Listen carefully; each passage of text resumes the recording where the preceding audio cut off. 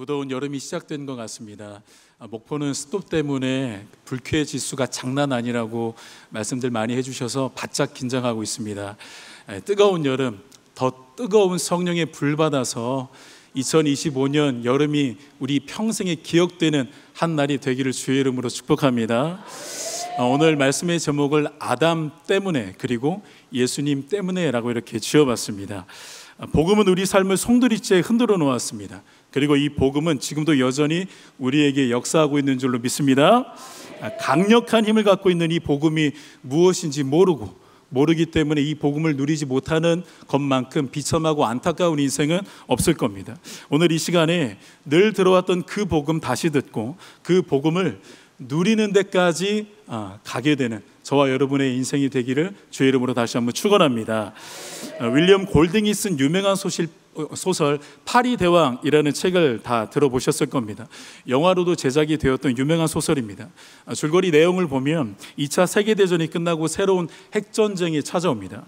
비행기로 후송되던 한 무리의 영국 소년들이 무인도에 불시착하게 되죠. 악의 영향을 전혀 받지 않을 것 같았던 그 무인도이고 앳된 얼굴의 소년들만 살아가는 세상이지만 이 소설은 결말부로 가면 갈수록 이 소년들 사이에서 인간 사냥의 잔인한 모습을 그려냅니다. 그리고 그 책을 통해서 저자가 전하고자 했던 것은 인간 내면 안에 숨어있는 야만성과 잔인성입니다. 이 인간의 잔인성이 어디로부터 왔는지 동서양 철학을 막론하고 모든 종교들이 그 원인을 찾기 위해서 수백 년 동안, 수천 년 동안 탐구했습니다. 그런데 성경은 이미 이 질문에 대한 명확한 답을 제공하고 있었습니다. 본문 5장 12절 같이 한번 읽어보겠습니다. 그러므로 한 사람으로 말미암아 죄가 세상에 들어오고 죄로 말미암아 사망이 들어왔나니 이와 같이 모든 사람이 죄를 지었으므로 사망이 모든 사람에게 이르렀느니라. 말씀은 이렇게 이야기하고 있습니다. 어디에서부터 시작되었습니까? 아담으로부터 시작이 되었습니다. 그리고 그 원죄의 영향력 때문에 아담에게만 죄의 잔인성이 묻어있는 것이 아니라 아담으로부터 비롯된 모든 인류에게 차마 입에 담기 힘들 정도의 그 잔인한 사망의 모습이 나타나게 되었습니다. 아담의 죄는 단순하게 사망과 죽음만 가지고 오지 않았습니다. 사망과 죽음의 증상들을 함께 가지고 왔습니다. 그게 바로 이런 것들입니다. 두려움, 거짓, 미움, 시기, 질투, 분노, 음란, 교만, 살인, 상처, 외로움, 열등감, 중독, 자기 혐오, 그리고 질병 등 지금 이 모든 것들이 전부 사망과 죽음이 찾아오게 되면서 함께 지금 숨쉬고 있는 사망과 죽음의 증상들이고 열매들입니다. 우리가 유치하게 따지고 들어가 보면 죄를 아담이 먼저 지었습니까? 하와가 먼저 지었습니까? 범죄의 시작은 엄밀히 말하면 아담이 아니라 하와입니다. 우리가 정경으로 받아들이지는 않고 있지만 이 외경을 보시면 죄의 원인자를 하와로 이렇게 규정을 해 놓았습니다. 그래서 집회서와 에녹서를 보면 다음과 같이 기록되어져 있는 것을 찾아볼 수가 있는데 죄는 여자로부터 시작되었으며 여자로 인해 우리 모두가 죽는 운명에 놓여 있다. 하나님이 아담을 잠들게 하고 아담이 잠들었을 때 갈비뼈 하나를 취하여 그의 아내를 만들었으며 죽음은 그의 아내를 통해 왔다라고 이렇게 기록이 되어져 있습니다. 모든 죄의 기원과 죽음에 대한 책임을 정확하게 하와로 규정을 해놓고 있습니다. 하지만 성경 66권 안에는 죄의 원인자와 시작을 하와를 함께 언급하기는 하지만 그 죄를 하와의 죄라고 말하지는 않습니다. 아담의 죄라고 단정지어서 선언합니다. 왜냐하면 여러분들이 잘 아시는 대로 대표성의 원리 때문입니다. 아담은 모든 인류의 대표가 됩니다. 믿지 않는 사람들이 성경 진리 중에 우리가 항상 증거하는 이 성경의 진리 중에 가장 불쾌하게 생각하는 영역이 무엇이었습니까? 다들 한 번 정도는 귀 따갑게 들어보셨을 겁니다. 아담이 죄를 지었는데 왜 자신이 지옥에 가야 되냐며. 자신은 살면서 선악과 구경도 안 해봤다고. 나쁜 짓 했다고 합니까? 나쁜 짓 안 했다고 합니까? 나쁜 짓 해본 적도 없다고 이렇게 말을 합니다. 그런데 아담의 잘못을 도대체 왜 자신이 같이 뒤집어 써야 하는지 억울함을 토로합니다. 굉장히 불쾌함을 드러냅니다. 차라리 원죄 말고 살면서 짓고 있는 자범죄를 계속해서 정죄하면, 그리고 그 자범죄에 근거해서 자기 자신이 판단받으면 그나마 덜 억울할 텐데, 성경은 계속해서 아담이 죄를 범했던 그 원죄의 장소에 모든 인류를 모아놓고 공범 취급합니다. 그런데 잘 생각해 보면 그 주장이 아주 터무니없는 주장은 아닙니다. 아담이 잘못을 했지 우리가 잘못을 한 것은 아닙니다. 우리는 그때 가시적으로 존재하지도 않았습니다. 우리의 자유의지가 그 에덴 동산에서 아담과 함께 활동하고 있지도 않았습니다. 아담의 혈통으로 태어난 것 그 하나만으로 내 자신이 함께 사망과 죽음으로 몰려갔다라는 이 원죄적 진리에 대한 고발은 그들의 입장에서는 꽤 불편하고 불쾌할 수밖에 없는 게 사실인 것 같습니다. 하지만 성경은 끝끝내 대표자 아담의 죄를 우리 인간의 죄와 연합시키고 동일시합니다.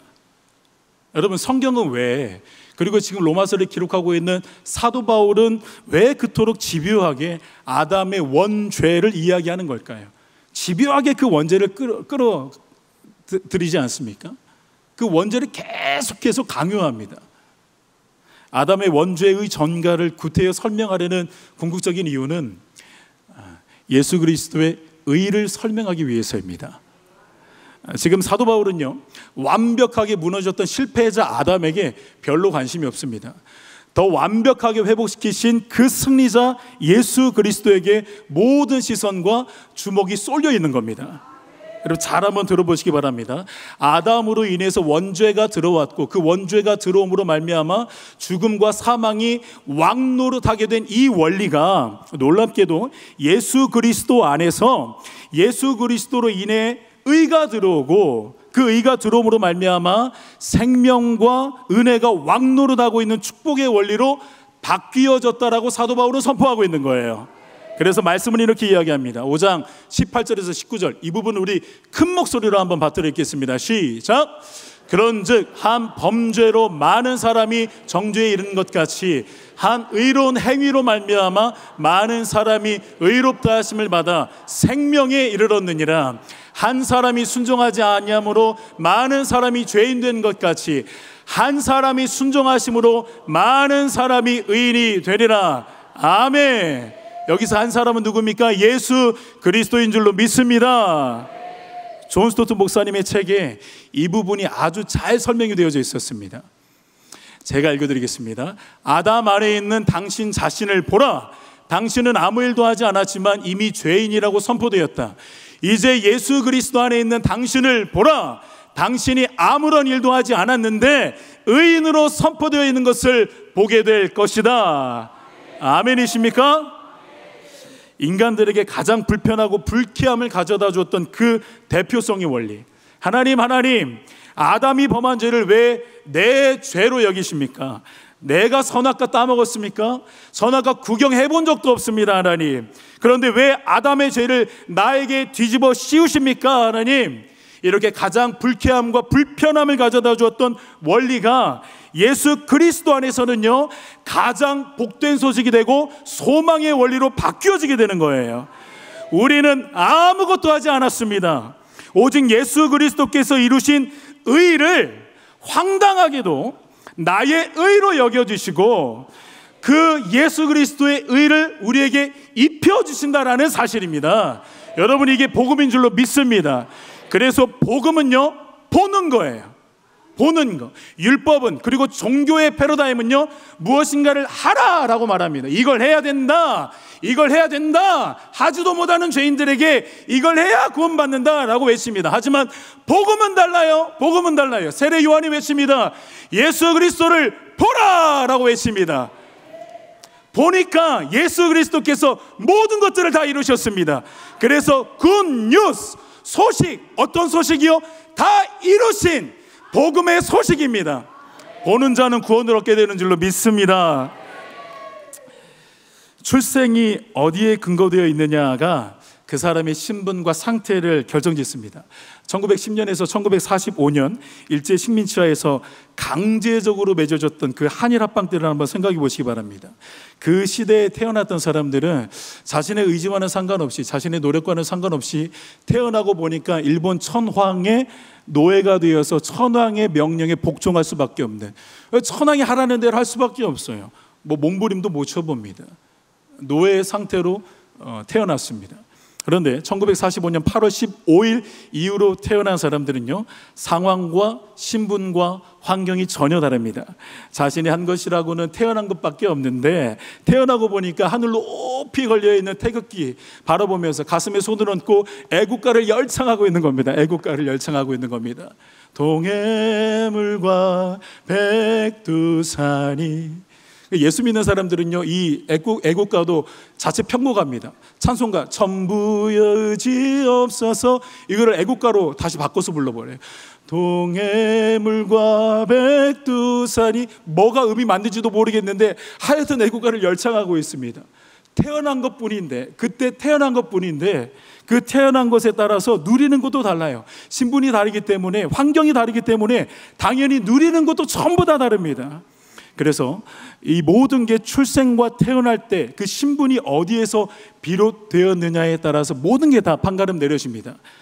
그래서 성경이 말하는 거듭남의 의미는 꼭 기억하시기 바랍니다. 개선의 의미가 아닙니다. 개선의 차원이 아닙니다. 성경이 말하는 거듭남의 의미는 재창조의 차원입니다. 다시 태어나는 창조의 차원입니다. 오늘 말씀을 같이 한번 읽어보겠습니다. 시작. 그런즉 누구든지 그리스도 안에 있으면 새로운 피조물이라. 이전 것은 지나갔으니 보라 새 것이 되었도다. 아멘이십니까? 여기에서도 말씀합니다. 보래요. 무엇을요? 우리는 새로운 피조물이 되었다라는 이 존재의 은혜를 보라는 거예요. 그리스도 안에서 믿음으로 거듭난 사람들은 예수님 때문에 사망에서 생명으로 옮겨졌음을 믿습니다. 여러분, 그리고 이 신분과 이 상태를 영원히 빼앗을 자가 없습니다. 중요한 건 이거예요. 영원히 빼앗을 자가 없습니다. 그런데 사도 바울은 단순히 그 신분의 변화만을 이야기하고 끝낼 생각이 없는 것 같습니다. 말씀을 잘 보시기 바랍니다. 5장 21절 같이 한번 읽어보겠습니다. 시작. 이는 죄가 사망 안에서 왕노릇한 것 같이 은혜도 또한 의로 말미암아 왕노릇하여 우리 주 예수 그리스도로 말미암아 영생에 이르게 하려 함이라. 아멘. 신분의 변화가 찾아왔어요. 예수 그리스도로 말미암아 신분의 변화가 찾아왔는데 또 다른 은혜가 있다고 지금 사도 바울을 통해서 주님께서 말씀합니다. 그 은혜가 무엇입니까? 은혜가 왕노릇하는 은혜입니다. 여러분, 지금 은혜의 왕이 우리를 통치하고 계십니다. 우리를 다스리고 계십니다. 이게 진짜 은혜 중에 은혜입니다. 지금 은혜의 왕노릇이 어떻게 우리 삶을 통치하시고 다스리고 있는지를 이해하기 위해서는요, 죄가 우리를 어떻게 통치하고 다스렸는지를 한번 생각해 보세요. 비슷합니다. 우리가 죄의 종노릇하고 있을 때에, 우리가 죄인 중에 있을 때에 내가 오늘 죄를 한번 크게 지어서 죄에 대한 커다란 열매를 맺어봐야지 라고 막 결단하고 부단한 노력을 하는 사람은 없습니다. 왜냐하면요, 그때는 죄를 사랑하고 있을 때이기 때문에, 죄에 대해서 완전히 무감각하고 있을 때이니까, 종이었으니까 무감각하고 있을 때이기 때문에 상황과 환경 만나면 알아서 열매를 맺고 죄라는 존재 자체로 살아가고 있었습니다. 그리고 바로 그 상태가 죄가 우리 안에서 왕노릇하고 있었던 결정적인 모습이라고 말씀을 하고 있는 겁니다. 그런데 은혜의 왕노릇도 똑같습니다. 은혜의 왕께서 우리를 통치하고 다스리고 있기 때문에 우리 안에서 자연스럽게 거룩한 일들이 일어나고 있어요. 대표적으로 오늘 말씀 21절을 보니까 너희가 그때에 무슨 열매를 얻었느냐, 이제는 너희가 그 일, 여기서 그 일은 죄예요. 너희가 그 죄의 일을 이제는 부끄러워하나니 이는 그 마지막이 사망임이라. 죄를 부끄럽게 여겨보려고 우리가 엄청난 노력과 영적인 땀을 흘린 게 아닌데, 이제 우리는요 죄를 부끄러워하고 있어요. 비록 연약해서 넘어질 때가 있지만 우리는 넘어지면서도 이 죄를 사랑하지는 않습니다. 은혜가 우리를 통치하고 있는 결정적인 모습이 바로 이겁니다.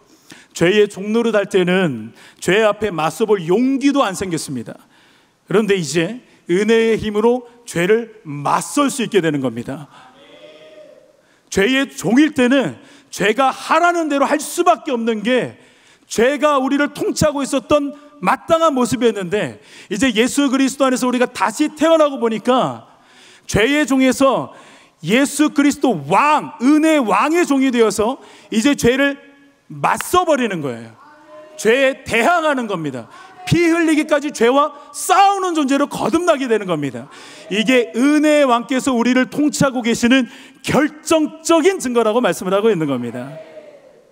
여러분 한번 생각해 보시기 바랍니다. 새로운 피조물과 새로운 신분이 되었는데 아무것도 달라진 것이 없이 여전히 죄의 세력이 나의 중심부 가운데에 있어서 나를 강력하게 다스리고 통치한다면 어쩌면 그 상태가 더 끔찍한 상태이지 않겠습니까? 하지만 사도 바울은 말합니다. 그 죄와 사망의 세력을 은혜의 세력이 쫓아내었고 이제 은혜가 왕이 되어서 우리들의 삶을 계속적으로 통치하고 다스리고 있다라고 선포합니다.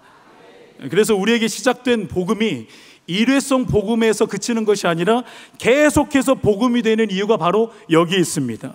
우리 안에서 은혜의 왕이 영원한 왕으로 우리를 통치하시고 다스리시기 때문에 이 복음은 영원한 복음인 줄로 믿습니다. 여러분 죄 앞에서 굴복하지 마시기 바랍니다.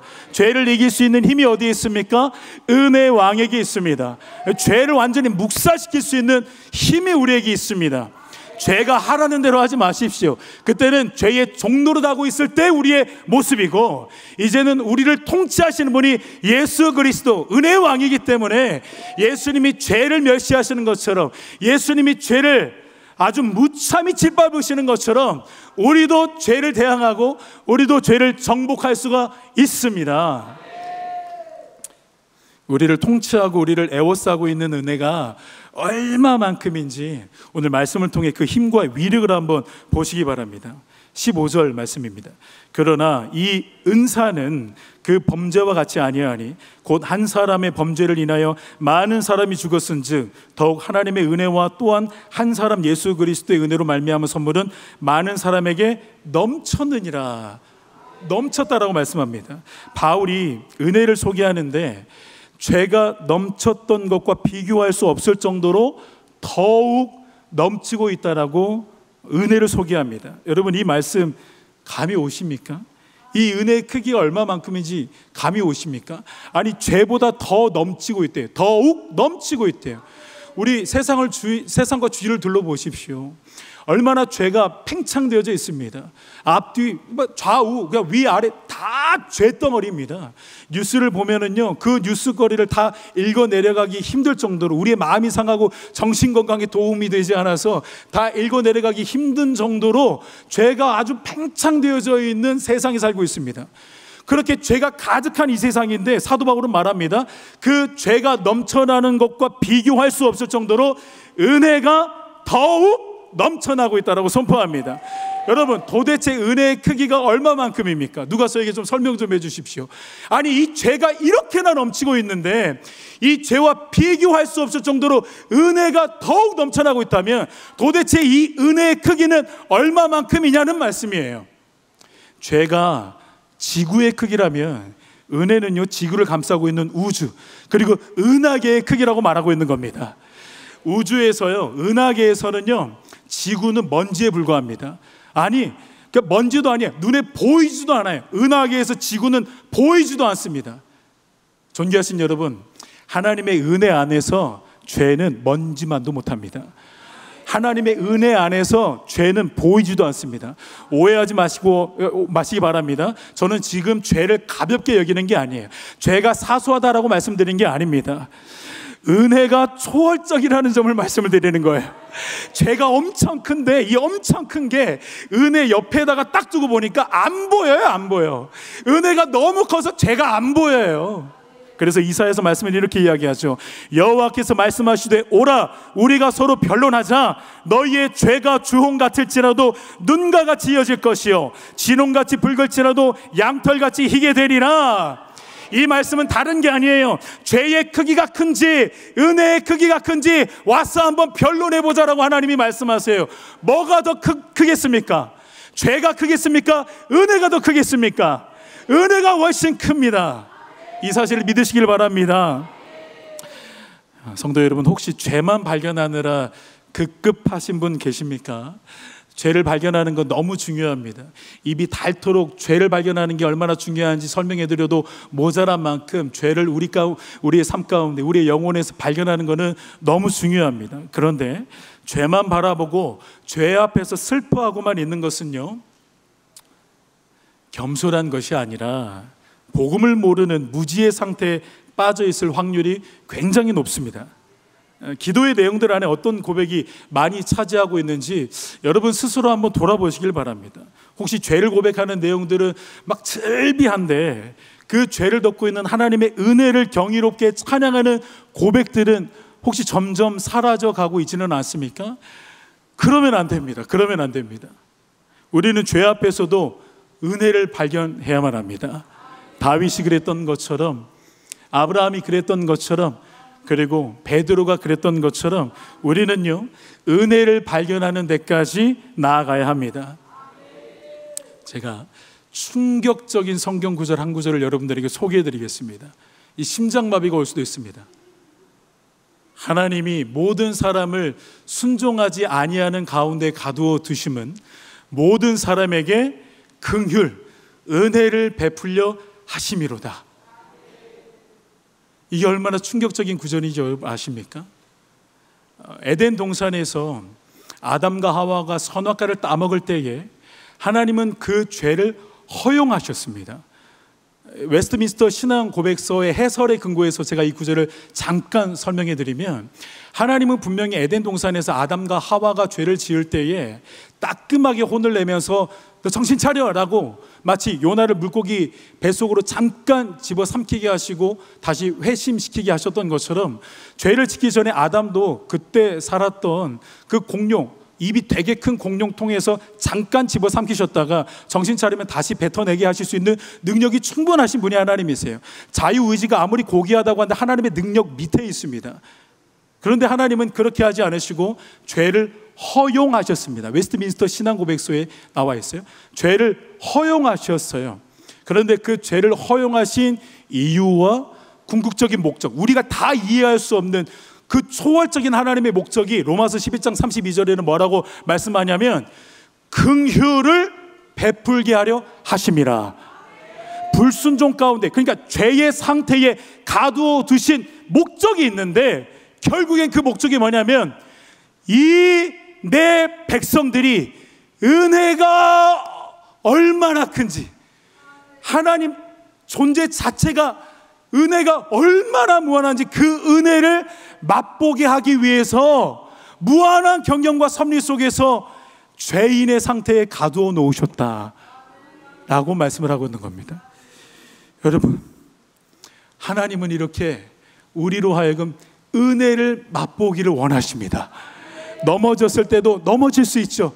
넘어진 그 상태, 하나님이 넘어지지 않게 하실 수 있는데도 불구하고 넘어지게 허용하신 이유는 넘어진 자리에서 은혜를 발견하라고 허용하신 줄로 믿습니다.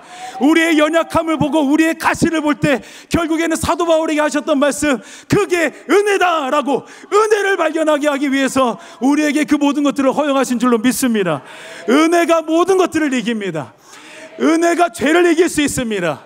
은혜의 힘으로 죄를 완전히 무너뜨리게 할 수 있습니다. 예수님 때문에 의인으로 칭함을 받은 사실도 너무 놀라운 은혜입니다. 그리고 예수님 때문에 은혜의 왕께서 우리 삶을 다스리고 계시고 통치하고 계신다라는 이 사실은 또 더 놀라운 은혜의 사실입니다. 그런데 우리가 잊지 말아야 할 은혜의 사실 한 가지가 더 있습니다. 제가 처음에 설교를 시작하면서 언급했던 내용 여러분 기억하십니까? 이 아담의 죄는 사망과 죽음만 가지고 오지 않았습니다. 사망과 죽음의 증상들도 같이 가지고 왔습니다. 그게 두려움, 슬픔, 분노, 우울, 상처, 열등감, 그리고 육신의 질병입니다. 이 모든 것들은 죄와 사망의 증상들입니다. 그런데 놀라운 사실이 있습니다. 예수 그리스도께서는 구원의 의만 가져온 것이 아니라 의에게서 나오는 거룩한 증상들도 함께 가지고 오셨습니다. 그래서 이사야서 61장 2절에서 3절 우리 큰 목소리로 함께 읽어보겠습니다. 시작. 여호와의 은혜의 해와 우리 하나님의 보복의 날을 선포하여 모든 슬픈 자를 위로하되 무릇 시온에서 슬퍼하는 자에게 화관을 주어 그 죄를 대신하며 기쁨의 기름으로 그 슬픔을 대신하며 찬송의 옷으로 그 근심을 대신하시고 그들이 의의 나무 곧 여호와께서 심으신 그 영광을 나타낼 자라 일컬음을 받게 하려 하심이라. 죄와 사망으로 비롯된 모든 증상들을 우리 예수 그리스도께서 전부 다 몰아내시고 그 자리에 기쁨과 즐거움과 찬송과 행복으로 가득 채워 주셨습니다. 십자가의 사건, 예수 그리스도의 십자가의 사건을 깊이 한번 묵상해 보십시오. 예수님께서 죄와 사망과 죽음만 해결하려고 하셨다면 우리 예수님은 십자가에서 그냥 죽으시기만 하시면 됐습니다. 진짜 생각해 보세요. 죽음만 해결하려 오셨다면 십자가에서 그냥 죽으시면 돼요. 그런데 예수님은요, 십자가에서 죽기 직전에 외로움을 감당하셨습니다. 고독과 그 우울한 시간들을 보내셨습니다. 그리고 채찍에 맞으셨고 벌거벗김을 당하시면서 수치를 감당하셨습니다. 도대체 왜 예수님은 그런 고통까지 다 감당하셨던 겁니까? 그 이유는 이사야서 53장 5절에 있죠. 그가 찔림은 우리의 허물 때문이요 그가 상함은 우리의 죄악 때문이라. 그가 징계를 받음으로 우리는 평화를 누리고 그가 채찍에 맞음으로 우리는 나음을 받았도다. 여러분 아멘이십니까? 예수님은 사망뿐만 아니라 사망의 증상들까지도 해결해 주기 위해서 채찍에 맞으셨습니다. 사망을 감당하셨습니다. 그래서 예수님 때문에 오늘이라는 이 시간에도 치유가 일어나게 되는 것입니다. 우리 안에 분노가 사라지게 되는 것입니다. 우울한 것들도 다 예수님 때문에 사라지게 되는 겁니다. 우리 예수님이 이렇게 말씀하시는 거죠. 네가 감당하고 있는 외로움과 쓸쓸함과 고독과 사람에게 버림받는 상처 내가 다 감당할 테니까 너는 나에게 있는 행복을 누려가라는 것입니다. 내가 너의 그 상함과 너의 육신의 질병 내가 다 감당하고 내가 채찍에 맞을 테니까 너는 내 안에서 행복한 마음으로 충만해져서 육신의 질병을 다 치유받으라고 우리 주님께서 말씀을 하시는 겁니다. 여러분, 예수 그리스도의 복음을 더 많이 알고 그 복음을 누리는 데까지 나아가시는 저와 여러분의 삶이 되어지기를 축복합니다. 예수님 안에 이 풍성한 삶이 다 들어가 있습니다. 다 누리시기를 축복합니다. 하나의 이야기를 들으면서 말씀을 마치겠습니다. 맥스 루케이도라는 작가이자 목사님이 있습니다. 예수가 선택한 십자가라는 책으로 유명한 분이시죠. 그분이 미국 달라스에서 설교를 할 때 설교 중에 자신의 어린 시절 이야기를 딱 꺼냈습니다. 자신은 10살이 되던 때까지 바다를 한 번도 본 적이 없었다고 합니다. 여기 목포 오면은 그냥 뭐 사방을 둘러보면 다 바다인데 이분은 10살이 될 때까지 바다를 구경하지 못했다고 합니다. 그래서 그에게 바다는 언제나 동경의 대상이었고 꿈에서나 한번 볼 수 있는 미지의 세계였습니다. 그런데 하루는 10살이 되던 해에 삼촌이 살고 있는 캘리포니아를 방문하게 됐는데 삼촌이 자신을 데리고 태평양 바다가 보이는 산타모니카 해변으로 데려갔습니다. 처음 보는 광경이라 넋을 잃고 그 광활한 바다의 모습에 압도당하고 있는데 그를 가장 압도하게 만들었던 거는요, 끊임없이 밀려오는 파도였습니다. 그러니까 삼촌에게 말했습니다. 삼촌, 파도가 계속 밀려와요. 이 우렁찬 파도가 무섭게 밀려와요, 삼촌. 그때 삼촌이 이렇게 이야기합니다. 맥스, 놀라운 사실 하나 말해줄까? 네, 삼촌. 이 파도는 오늘 저녁에도 계속해서 밀려오고 있을 거야. 삼촌 거짓말하지 마세요. 어떻게 이 파도가 계속해서 밀려와요? 맥스, 더 놀라운 사실 말해줄까? 네, 삼촌. 이 파도는 1000년 전에도 계속 밀려오고 있었고 1000년 후에도 계속해서 밀려오고 있을 거야. 너무 신기해하고 놀라워하다가 그가 삼손에게 이렇게 말을 합니다.